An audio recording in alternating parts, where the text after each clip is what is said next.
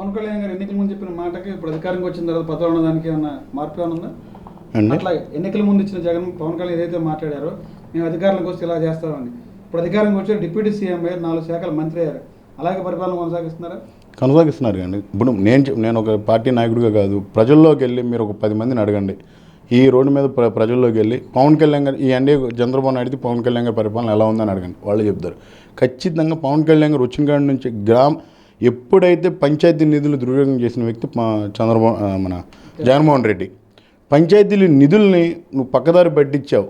కనీసం నీటి ఈరోజు కూడా చాలా వరకు 25,000 కోట్లు నీటికి కుళాయిలకి మంచినీటి సంబంధించి కేంద్రం ఇస్తే, జలజీవనానికి ఇస్తే కనీసం వాడిన పరిస్థితి లేదు. ఆ డబ్బులు వేరేలాగా వాడుకుని ఎక్కడ డబ్బులు ఉన్నాయంటే దాంట్లో తీసుకెళ్ళిపోయి నీ సొంత నిధుల కోసం, లేకపోతే నువ్వు ఇచ్చే పిచ్చి పిచ్చి పథకాలకి వాడుకున్నావు తప్పితే ఎక్కడ నువ్వు ఉన్నప్పుడు జగన్మోహన్ రెడ్డి అధికారంలో ఉన్నప్పుడు ఏ గ్రామ పంచాయతీలో ఏ అభివృద్ధి కార్యక్రమం జరిగింది? ఏ రోజు 5 ఏళ్లలో ఏం జరగల.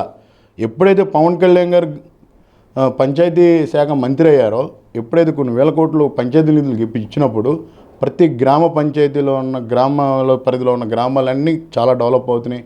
ఏ చిన్న సమస్య ఉన్నా ఎప్పుడు గ్రామ సభలు ఎప్పుడు ఇలాంటి పవన్ కళ్యాణ్ గారు వచ్చిన తర్వాత జరిగినాయి.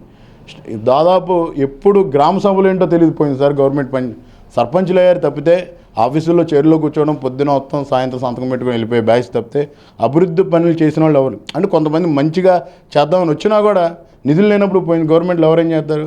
ఖచ్చితంగా పవన్ కళ్యాణ్ గారు సర్పంచులకి గ్రామ పంచాయతీల నిధులకి ఏ రోజైతే డబ్బులు విడుదల చేశారో, ఏ గ్రామంలో ఏ సమస్య ఉందో గ్రామ పెద్దలు ఆలోచించుకొని ఇప్పుడు ఈరోజు ఆ రోడ్లు కానీ మనోళ్ళు కానీ చాలా వాళ్ళకి ఇష్టం వచ్చింది ఏదైనా గ్రామ పంచాయతీ అభివృద్ధి జరుగుతుంది పవన్ కళ్యాణ్ గారు వచ్చిన తర్వాత.